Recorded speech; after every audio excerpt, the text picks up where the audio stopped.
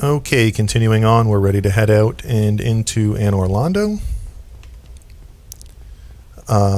On my way here, obviously I'll take this big lift down. I'll just avoid the gargoyle. I have no need to deal with him. I'll make my way up into the large building on the left and across the rafters. I'll toggle the giant rotating staircase twice so I can get down to the Dark Moon tomb. I didn't get the key from the catacombs yet, so I can go in and kill Gwendolyn, but that's fine. I want to actually come back and do that later. That's a warpable bonfire, so there's really no hurry to do that. After I get the Lordvessel, I can warp right to there and take care of it. I'm not going to rank up in the Dark Moon, the Blade of the Dark Moon, in this playthrough anyway. I'll farm the Souvenirs of Reprisal from the Harpy enemies in the Painted World in this playthrough, so that when I get to this point in playthrough 2, I can just drop down to the join point for Blade of the Dark Moon and rank up there to get the Dark Moon Blade Miracle that I need for the Prayer of a Maiden achievement. So here we're going to make our way across this precarious run across the rafters. Really all I need to worry about is not falling off, dealing with these painted guardians that are going to throw knives at me until I close the gap, and then they'll charge me. Here he comes. Certainly not the smartest thing you've ever done. Also, as you can see, there's a sorcery on that chandelier. I'm forgetting exactly which one it is. But basically what I'm going to do is cut the chain for the chandelier. It'll fall down to the floor, and then we can go in. I think it's Great Magic Weapon. Probably will be the last sorcery. I'll come back and get it once I have everything else, much later in the playthrough. And that's for the Wisdom of a Sage achievement for collecting all the sorceries. So this guy is not quite charging yet. Here he comes.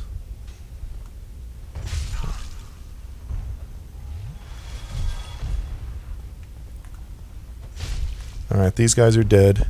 If you're feeling really frisky, you can run and jump across to the fog wall. I'm just going to play it safe. Better safe than sorry. You can make your way around and through this area over to that chest on the other side for a divine blessing. It's really not worth it in my opinion. So I'll just push on. And now I can call down the... or no, it's already here. The rotating stairway. I'm going to lower it down. That's where I came in over there. And it'll be in a position now where you could cross across to the main Anor Londo area. It'll actually move down a second time. I'm going to actually do that so I can access the Dark Moon Tomb bonfire. And like I said, I didn't get the ring that I need from the catacombs in order to be able to make a wall disappear so I can access Dark Sun Gwendolyn and initially join the Blade of the Dark Moon Covenant, but then I can go through a fog door down there and actually fight Gwendolyn, which is required for an achievement. So there'll be a bonfire down here that I'll rest at in the unlikely event that I die trying to get past these stupid archers up on the ledge. At least I'll restart here and I won't have to run back from the beginning. I'm not even going to bother picking up that item you see off in the distance. It's a ring that increases miracle damage. You know what, I'll just go grab it while I'm here. If I do ever use that, it'll be a long way off once I finally get faith leveled up and I can use like lightning spear. Okay, so there we have that. And we are now ready to go towards the somewhat tricky part of this this little leg right here. Essentially, we got to make our way past a bunch of enemies and then eventually past a couple of very dangerous Silver Knight archers on a ledge that leads us into the main Anor Londo building. And right after you get past those archers, there is a bonfire. So I'll raise this back up one so I can get to the main path. There will be a gargoyle over here. Sometimes I run past this guy. I think I'll just fight him.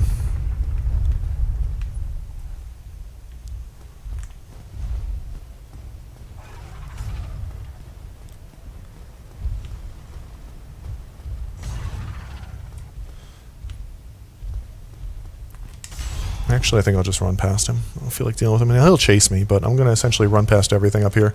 There's some of those demon enemies off on the right that I'm going to have to run past. There's 2 large sentinel enemies right up here. I'm going to stick to the right as the door on the left is... you have to open it from behind initially. So I'll run right past here. I can hear the gargoyle still chasing me. I like to kill this first demon on the right, honestly, because he can be... usually you get him with that lunging attack.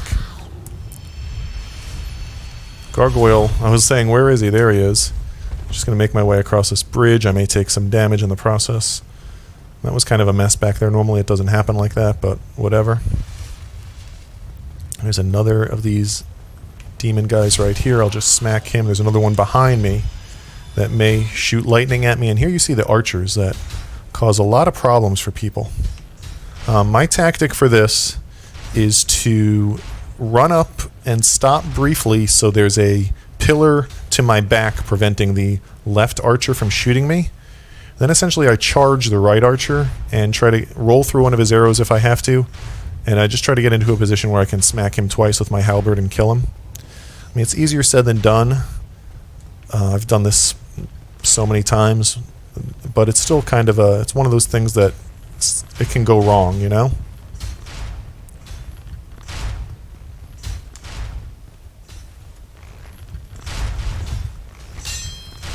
So there you go. It didn't go right. Now I've got an invader. And I really don't feel like dealing with this invader. So I'm going to Alt F4, or the Xbox equivalent, and I'm going to play offline after this. Just so I don't... I mean, it's just going to be dumb to die there like that, and then to have to get through that part again, and then with my luck die there like that, so... We'll just do it this way. This is the risk of being human, but I just prefer to be human for a Fashion Souls visual aspect of the game.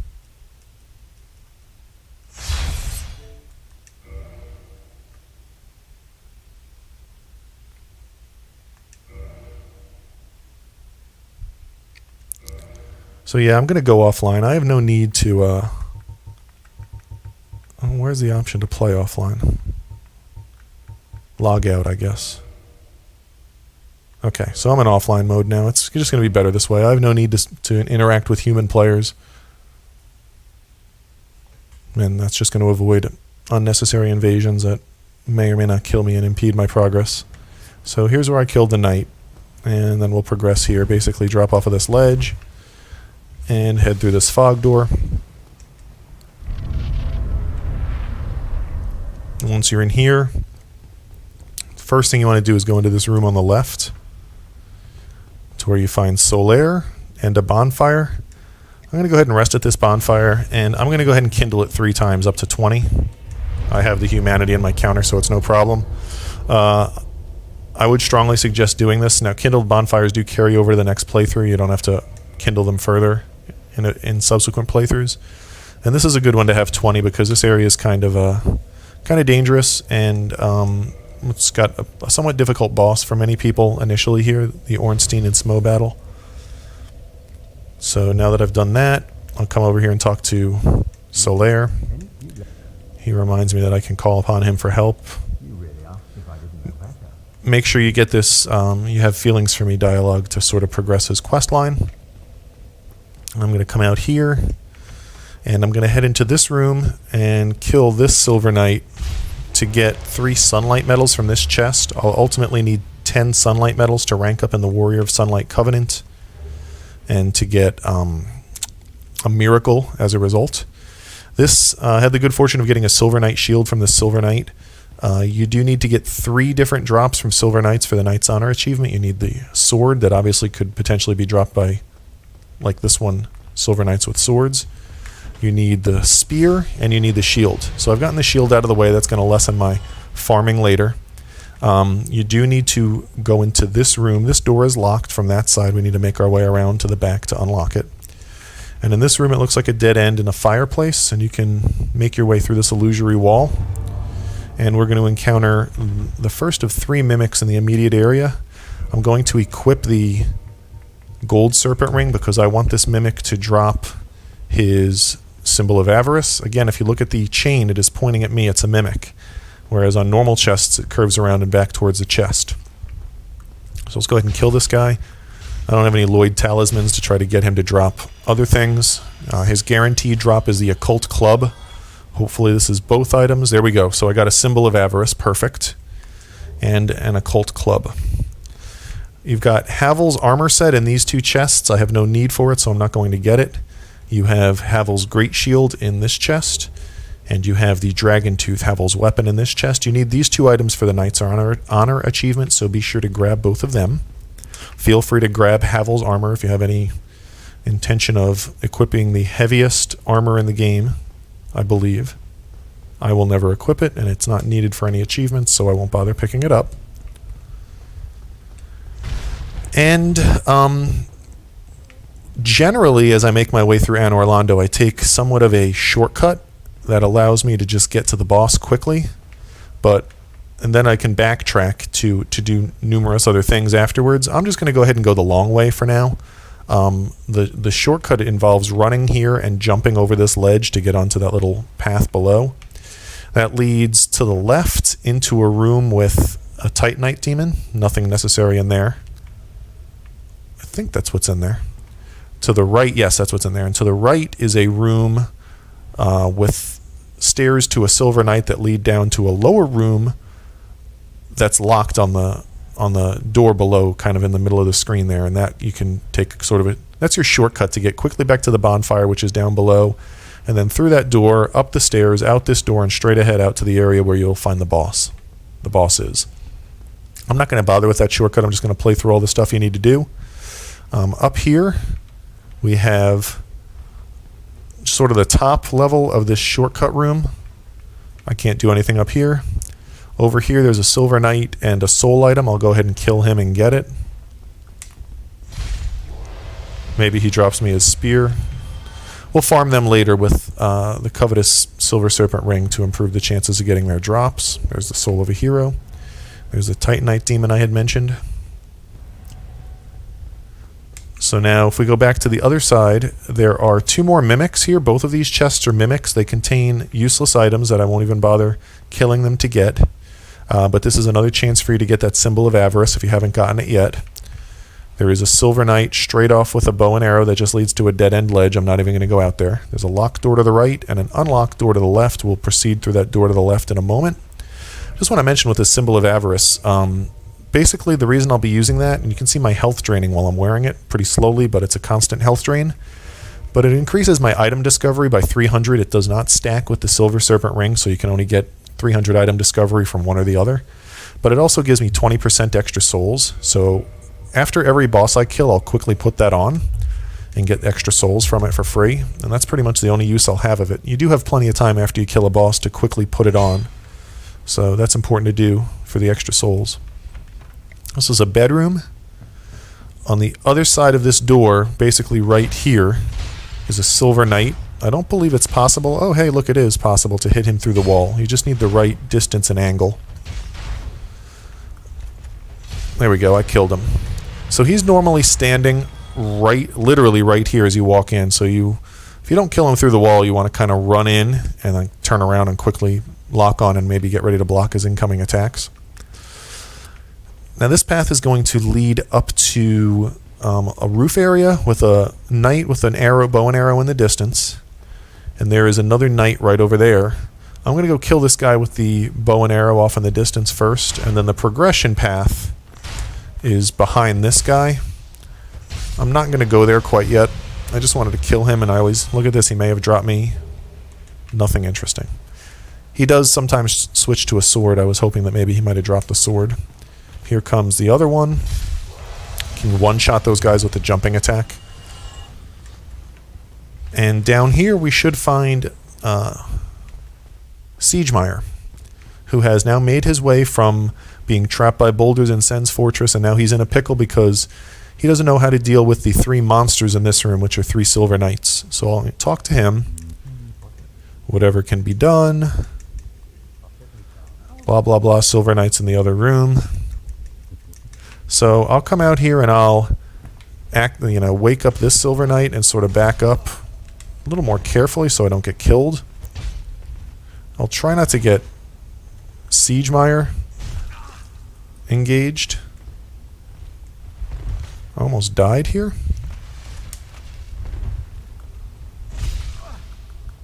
So that was careless, but it worked out for me. First Silver Knight is dead. Now I'll quickly approach the other two. The one on the right aggro's first, so I'll try to inch up and aggro him. Here he comes. I'll quickly kill him. Then I can have my way with the third one. And this chest contains a Demon Titanite. I'll just go ahead and grab it. I'll never need to come this way, but I'll unlock this door. Now I can go back and talk to Siegemeier. This is important because he'll give me a useless ring here. A Tiny Being's Ring gives you a slight bonus to hit points. But more importantly, it advances his quest line to Firelink Shrine. Then when I talk to him there, he'll give me a miracle, Emit Force, and that's the only way to get the miracle is to advance him to Firelink Shrine, so that's important. So now that this is all done, I can head back upstairs and make my way forward.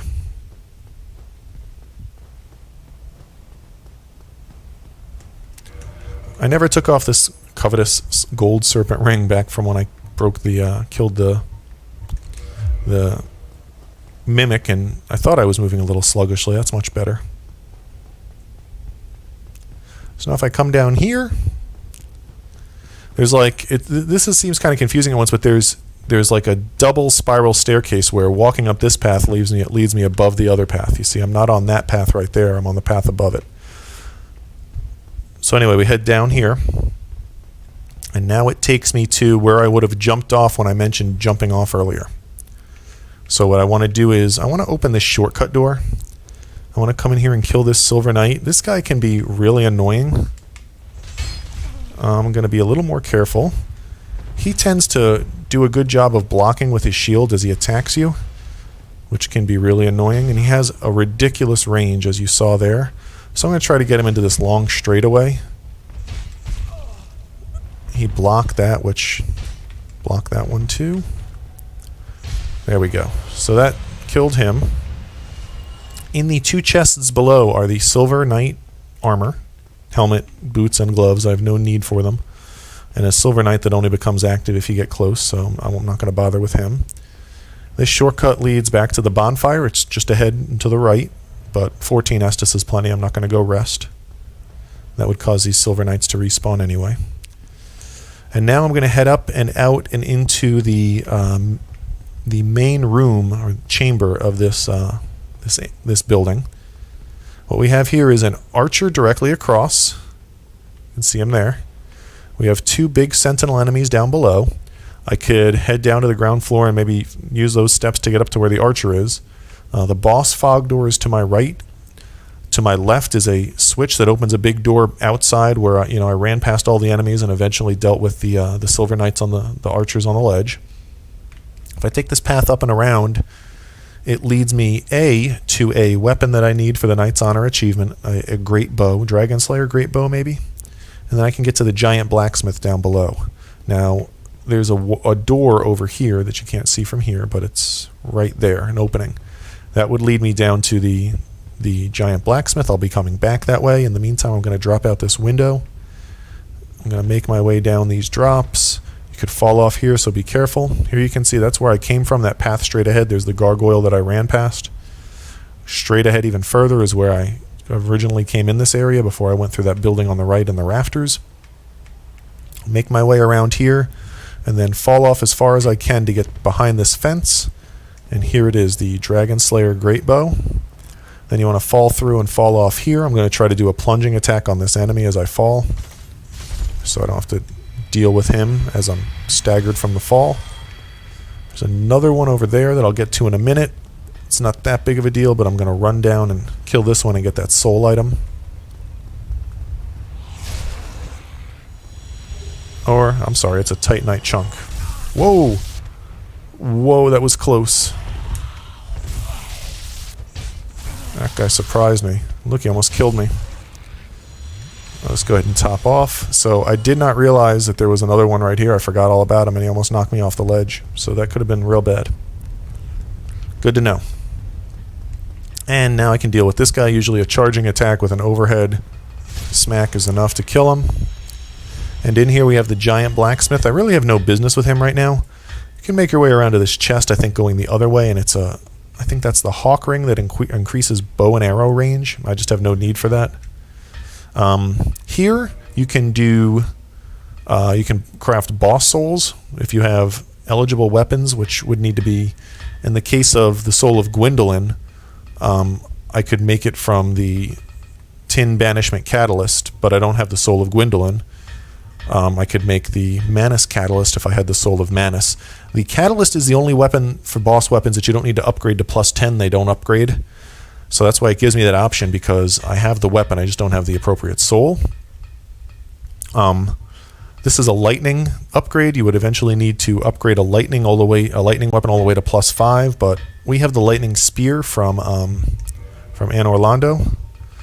And later on, once I have 7 chunks and a slab, I'll be upgrading this to +5 for that achievement, but I'll also combine that with the crystal achievement too, and the strongest weapon achievement, which is just raising a standard weapon to +15. And one way to most easily get that is to abuse the save system, dashboard, and quit. And that lets you get each of those achievements and then reload your game and then get all your upgrade materials back. You lose the fully upgraded weapon, which doesn't matter. You only really need it for the achievement. And I can get the crystal, lightning, and standard upgrade weapons upgrade achievements with only one set of upgrade materials. So we'll do that later. I have no interest in reinforcing anything. I'll just go ahead and repair this stuff, which is a very minor detail while I'm here.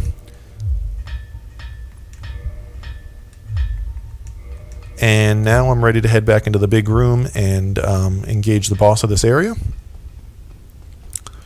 So we'll run up these stairs. This really doesn't seem like a realistic layout in that I feel like I'm going like 100 feet up to get to the platform that feels like when I dropped out the window it's only like 20 feet above.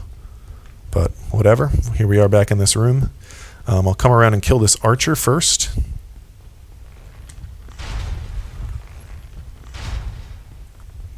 Being right here should aggro one or both of these sentinels, and it hasn't. No. So more arrows. You can see Solaire's summon sign right there off in the distance. I will summon him for this battle. It makes it infinitely easier. But I won't summon him until I kill these sentinels, just because he'll take a bunch of damage as I deal with them, and it's annoying to there's no way to look at this. I'm kind of in a wasp's nest right now. Hopefully one of them will follow me back here, the one that started here. But yeah, I'll just summon him after these two guys are dead, just so I don't have to risk him taking a bunch of damage to either of them. I could open this door, I just have no incentive to, but since I'm waiting for this one sentinel to come to me, I'll go ahead and do it. These guys have the chance to drop Titanite slabs, and I feel like they're worth 3,000 souls. If I quickly equipped the symbol of avarice, I might have gotten, some 20% extra, which is what? It's an extra 600. Not really worth the hassle. These guys can do an emit force miracle that'll damage you. They also can do a healing miracle to kind of heal themselves. They'll do a shield bash. They're pretty slow and pretty easy to deal with. If you ever need regular Titanite chunks early on, I think they're the best guys to farm. You'd want to use the Silver Serpent Ring. I'll summon Solaire, and for some reason he really loves dropping off back here and taking damage. So I'm going to, not that it really matters, but I'm going to see if I can kite him and pull him with me down the stairs.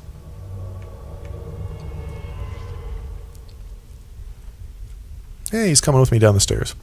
Okay, so again, this is the Ornstein and Smough tandem boss battle. Dragon Slayer Ornstein is small, agile, wields a lightning spear. The Executioner Smough is much slower and wields a big hammer. Essentially, once you kill one, the other one is fully healed and then absorbs the power of the first one, grows much bigger in size, and likes to do this jumping butt slam that shoots lightning out pretty far. I think the biggest key to this encounter is having fast rolls so you can get away from that particular attack. you can only get the soul from whichever one you kill second. And that's important because you want to get the soul of one in your first playthrough and the soul of the other in your second playthrough. I think it's easier to kill Dragon Slayer Ornstein first, so I'm going to try to run around and maybe hope that Solaire tanks Ornstein and I can go kill Smough first, and then I'll get Ornstein's soul when I kill him second. And that's pretty much it. So we'll go ahead and get started. If you have the ability to summon other humans for this, feel free to do so, but I'll warn you that they may not kill the one you want killed in the right order, so just be aware of that.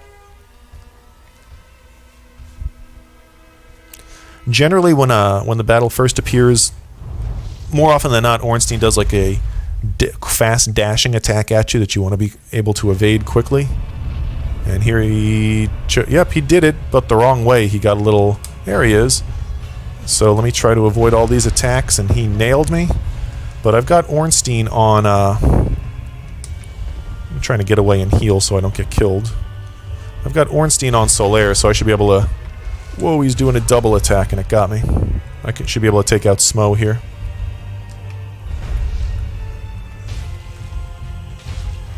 Do pretty ridiculous damage to these guys with this weapon. So you can see that was ridiculously easy. I'll go ahead and heal. You'll see now he's dead. And Ornstein will absorb his power and respawn kind of back where he started as Super Ornstein. Again, if you try to, damage them both, so one guy just has a sliver left when you kill the other, that doesn't matter because he's fully healed for the second phase. And he is 3 times as big and much more dangerous. One way to do this is to maybe try to kite him around these pillars. See that? He kind of got stuck on the pillar, but wow, he got me there, so I got to be careful. I think Super Ornstein is much more difficult, more dangerous than Super Smough, so that's why I like to get him done in playthrough 1.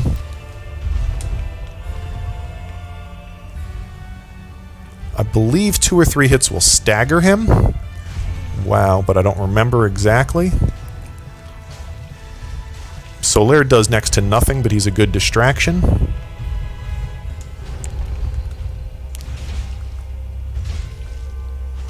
So I did 3 hits there and he didn't stagger, so I take back what I said about staggering him. I feel like Smough definitely gets staggered, but in any event, dead. Quickly put on the symbol of avarice. I got the Soul of Ornstein. He will also drop the Hornet Ring, which increases backstab damage, and if you look at my souls, I got 60,000 instead of 50,000, so that's an extra 10,000 souls just for equipping this helmet quickly. I also, of course, got a Sunlight Medal and a Humanity. There was the Leo Ring from Ornstein. There's a lift on either side of this room. I'm not going to make it, so I'll have to wait for the next cycle. It is possible to fall off here and die, so be careful. And I'll go through a couple of other things here quickly. There's a bonfire up here that I'll just ignore temporarily. I'll go interact with Guinevere and get the Lordvessel. So you want to open this door. There's this giant NPC, very well endowed Guinevere in here. And as I approach her, she asks me to kneel.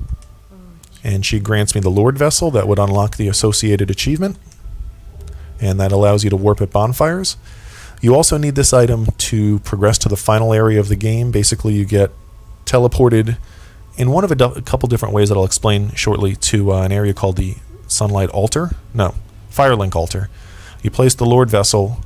That breaks open 3 paths that are currently locked.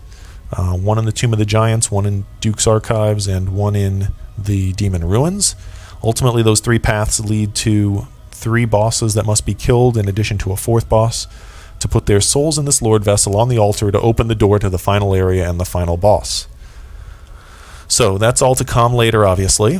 So with that all said, I'll finish up my conversation with Guinevere, and I'll kneel again to be asked to enter the Covenant, which will unlock that achievement for joining the Princess Guard Covenant. I have no reason to join this Covenant, but I'm going to go ahead and do it anyway. There are a couple of miracles that you get later that you can only use. They're healing miracles. You can only use them if you're in the Covenant, and that's really the only benefit of this Covenant other than getting that Sun Princess ring, which I'm not certain what it does, something to do with miracles. Boosts miracle synergy. So yeah. So we are now done here with her. Note that she can be killed if you kill her. It plunges Anor Londo into Dark Anor Londo, and some of the enemies differ a little bit. I think the Silver Knights may or may not disappear. These two Sentinels definitely become two different enemies. But in any event, I'm going to go ahead and rest here. And first thing I'm going to do is level up. I'm going to continue to level up my my vitality at this point. I think extra health is the most important thing for me.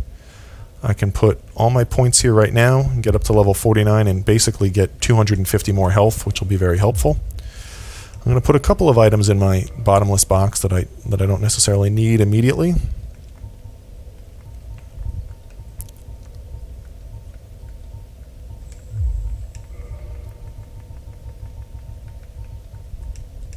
And then I'm going to warp back to Firelink Shrine. And I'm going to effectively end this video there, and we'll pick up after that in what I think will be part 7 of my playthrough.